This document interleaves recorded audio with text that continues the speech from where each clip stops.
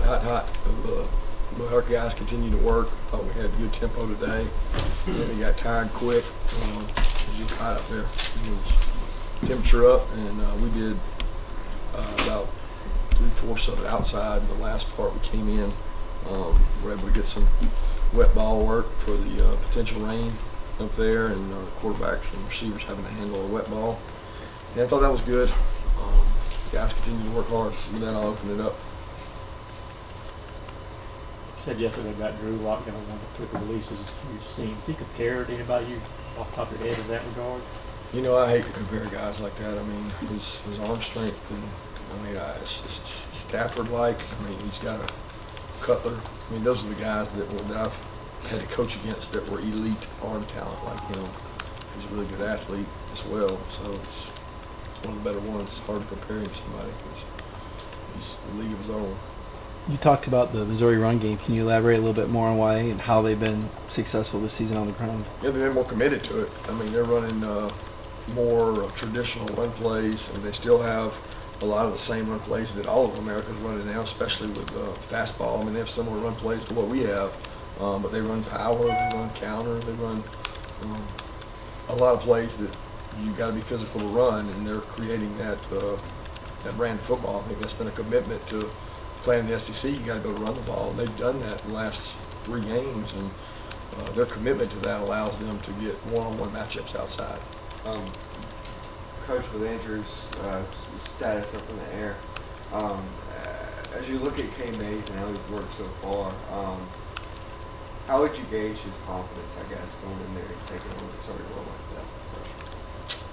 Cade's a very mature kid. He comes from a family that's raised him to be that way, to prepare hard, to work hard. He was a confident kid in high school. He likes competition, good athlete. So, I mean, he's in a good place. I mean, it's probably the most difficult position to play in all of football as a freshman, maybe outside of quarterback. I mean, it's tough because there's some elite players in this league.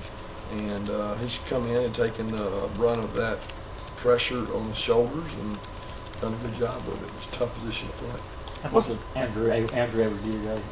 He was out there. He was able to do a little bit. He didn't do a lot of physical pushing work, but he was able to move around, be in pads, get the assignments, pick up on the mental aspect of the game, but he didn't take a lot of what I would call live reps. I mean, he didn't do a lot.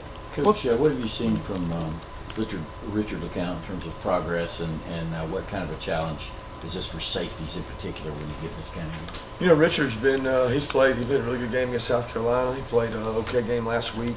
He continues to grow. I think he's gaining confidence in the system. Our defense requires a lot of calls for the safeties to make, and he's gotten command of that better. I see him in here a lot, meeting and watching tape, and he's growing up. So that's what we need for this defense to function smoothly is the communication skills between the linebacker, safeties, and corners have to be a really good triangle, and he's filling that triangle out much better. So I'm pleased with him. What's the thought behind Kieris getting some reps at running back like he did against? He's just a good athlete. I mean, it's no different than handing the ball off to Demetrius Robertson, Miko, Tyler Simmons, touches. I mean, that's really it. I mean, you want your playmakers to touch the ball. We think he's a good player. In regard to Brenton Cox, I mean, how important has he been when he's coming on these third down plays for y'all? Just how has he developed, I guess, kind of the same question with Dan and his group and everything. I know that you're over there a lot of fun. Yeah, I mean, Brenton has grown and progressed. I mean, he probably hasn't shown up in games as much as he has in practice. I just don't think he hadn't had many opportunities to get out there and flash and do what I think he can do. He's played really hard. He's played physical. He's very conscientious about his assignments and learning those. Brenton just has to continue to grow up and mature. I'm hoping that a lot of these freshmen who've played 3 games now can start to have a little confidence where they get over the butterflies and the anxiety so that they can go play. And he's getting better with each and every game, but he's a competitor. Will you bring up the game there 2 years ago? I mean, I know every year is different and it's one game at a time, but is that something that you remind the guys of the last trip to Missouri, how tight it was? No? I mean, I don't think so. I thought, I mean, last year's game, they scored on us. They got really hot for 2 or 3 times. I mean, it's a tough place to play. I've played there other times besides 2 years ago. They got a great environment there. Their fan base is very passionate. But I don't think this game had anything to do with the one 2 years ago. Not a lot of the same names and faces are present. Did it seem like Justin Fields kind of almost a little relief, get in the end zone, see some extended action, have some good things happen? Does it feel like he's kind of settling into his role and everything here? I don't know if relieved is the right word. I mean, he's a pretty calm kid. He's a calm character. I mean, he doesn't get real anxious about things, and he's excited. And, he likes to celebrate when he does well, or when each time somebody else has scored, he runs down there and celebrates with them. But I definitely think he gets into a rhythm when he plays, the more he gets to play. But I don't know that relieved after the touchdown. I didn't really see it that way. Kirby, you had a running back transfer your first, spring at Georgia with Elijah. Did you ever have to tell him, hey, your time will come, just, keep doing what you're doing? Because obviously you had some talented guys ahead of him. You're talking about, did I have to tell Elijah that? No. I mean, Elijah's been a contributor since he's been here, in my mind. I mean, he's one play away all the time. He worked hard. He competed. I mean, he didn't show frustration. A lot of times, frustration stunts growth. So when you have a young player that's frustrated, it stunts their growth. And all we're trying to do is grow young players. So you have to talk to them and spend time with them mentally to explain that frustration doesn't allow you to grow. You got to get better in order to be successful, and that's what the goal is. Those backs that have been here, they've all, for years, kind of waited their turn. And some have had success early, sure, but he's been patient, he's been good. You've talked about it in preseason camp. A lot of other coaches talk about the wall that some of these freshmen hit.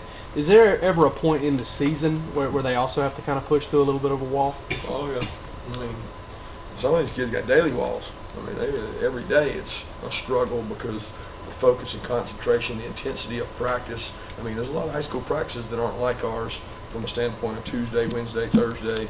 The intensity, the amount of pressure you put on a kid to make decisions and make calls, they're not used to that. We have a high tempo practice. So a lot of these kids struggle with it, and you hope they acclimate, and the older players on the team have to bring the younger players along because a lot of the older players weren't used to it their first year.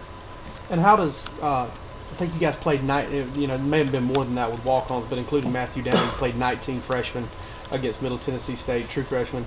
How does playing that many guys maybe help with that and help with the recruiting?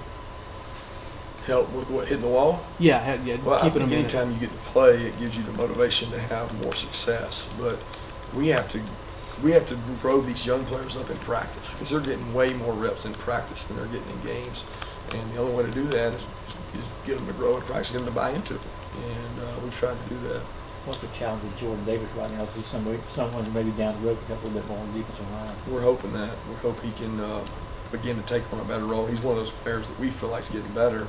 And if he can continue to get better and grow and go against Lamont every day and work on the scout team and develop, that before this year's over, he can contribute, or somebody gets hurt, he'll be ready to play. So we're certainly approaching it like he can help us. Is there one specific challenge he has to meet in your eyes to be able to do that? Sustain. You just got to be able to sustain longer. Where's the linebacker committee? Is that an evolution, or do you have a pretty good idea how you want it to be and guys are growing into it, or are things changing? Are you trying different change-up and packages with those guys? No, there's 4 guys who've played consistently. I mean, if there was a dominant player, he would play more. And Juwan's the guy that's probably playing the most. And Natrez is playing more and more, trying to bring Channing along. Bonnie played good the last game. Tay's got to continue to improve and help us. But, I mean, those guys are by committee. That's what they are. I don't know if y'all keep wanting to make it out to be more than it is. It's just 4 or 5 guys that are kind of in the same area. And if we can have fresh guys out there and they play well, we're going to do it. If one of them's not playing to the standard, then he won't play. You made a reference to sloppy substitutions defensively. What can you elaborate on what that was? Yeah, just not having the right people on the field. I mean, we came out of a timeout and had 10 men on the field. It's not usually a good sign when you do that. But it was some confusion between what they were in, and a lot of you guys don't know what goes into what the other team's in. So it's sometimes we don't get the right information and we don't make the right decisions. But you can't, as a coach, ever excuse out of 10 people on the field, more or less, when you come out. I've seen that cost people games, and that's not something we should have. But there were other substitution errors as well, so it just makes it tough, and we got to do a better job of it. It's been a while, but you mentioned a core group of defensive linemen back in camp with Ledbetter and Tyler and Jay Hayes. You feel like you got any more guys that maybe have stepped up maybe into that group, into that core group? No, the core group's the core group. It's just a lot bigger than what you said. I mean, it's 7, 8 guys. Right. David Marshall, Michael Barnett, Mikael Carter, Daquan, Rick Herring. I mean, it's all of them. They all play. They all have a role. And again, I think playing a lot of players is good for morale. I think playing a lot of players keeps you fresh, as long as they're playing good. And one guy can't outplay the other guy, because if he can, he needs to be on the field. And your offensive line, what is the challenging going up against the Terry Beckner on the defensive line? Big man. He's a big physical man. Seems like he's been there forever. He's hard to move, really physical, and you know, our guys in the SEC, you go against one like that probably every week, so it's really challenging when you go against those kind of guys. But that's the challenge. I mean, that's what you come to play the game for, to go against the best guys. Having someone like Quavo in practice seems like it could be a little distracting, but what kind of positive impact is having someone, you know, with that kind of notoriety in practice give? I don't look at it as a distraction. I mean, if anything, our kids practice harder. You know, they want to impress him. A lot of the guys enjoy listening to his music, and I thought we had a lot more pep in our step.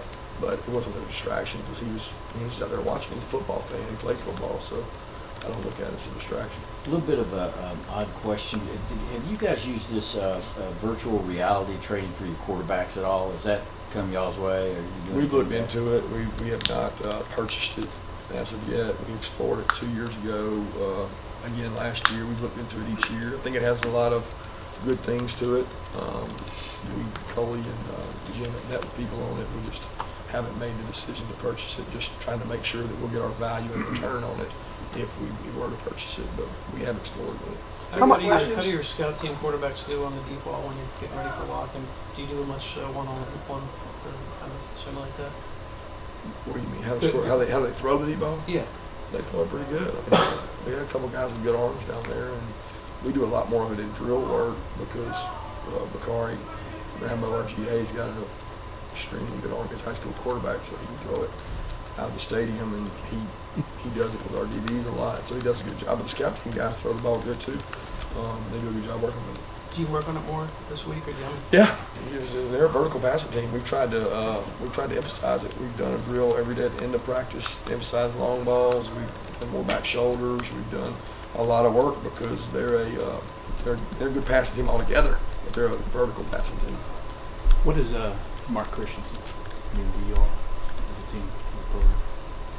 He's the heart and soul, the fire. He's motivation for the guys every day. I think you can ask the guys that have been injured or in the training room, they love to see Mark in there, because Mark never has a frown on his face. He's always in a good mood and always fired up. You know, he spends a lot of time in the quarterback room. I go in the quarterback meetings a lot of times to sit in there and kind of hear what's going on, and I've learned Mark's got all the answers. So Mark can tell you where every ball should go. He's been in a lot of quarterback meetings, but he's a great kid. Kirby, how's Terry doing? Terry Godwin? He seems good. He had a good practice today. He was out there moving around and everything. He had a bruise from the game, but it didn't limit him much today that I saw. Thank you. Thanks,